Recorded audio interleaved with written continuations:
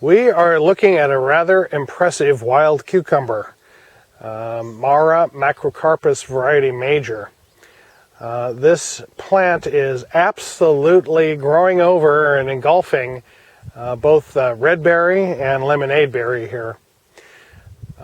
This is a native to California and to the Channel Islands. It's found on all of the Channel Islands, plus some of the Mexican islands. I'm often asked when people see this plant completely engulfing other plants, whether it is smothering the other plant, is it killing it, is it detrimental in some way? And I'm sure the plant underneath it would prefer not to be covered up in this way. If it had feelings, that is. It would do better if it weren't covered up in this way. But the reality is that the Mara, the wild cucumber, is not going to last very long. Once the summer comes along, it'll dry up and die back, and literally most of it will blow away, and you'll just see remnants of it. Wild cucumber is an interesting plant. It had a lot of Native American uses, a little bit too much to go into in this video, but it was used for a variety of things. But also, the genus Mara is also known as manroot. It's known for that because this plant has a huge tuber, underground, basically storage root system that keeps it alive during the dry season. And those tubers are as much as 6 feet high in a big plant. So, and big around, so they're often called manroot because of that.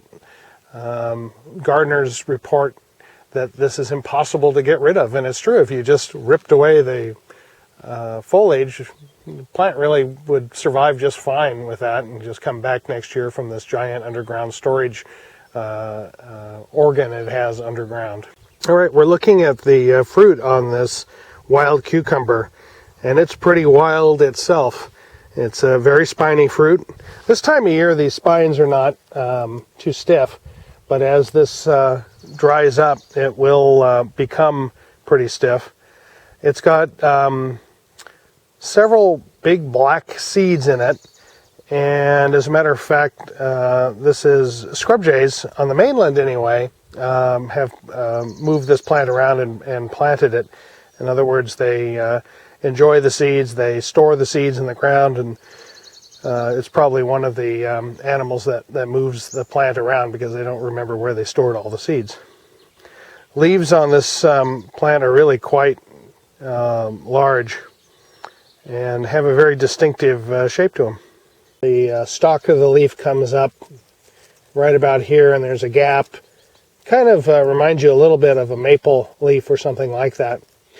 Neat thing about wild cucumber is that it's such a large plant with large leaves and large fruit and large flowers that and there are some, in fact, distinctive aspects of this particular species. It may ultimately be found to be so unique that it's a island endemic. There needs to be further study on that, but it might be so unique that it's actually something that's evolved separately on the islands.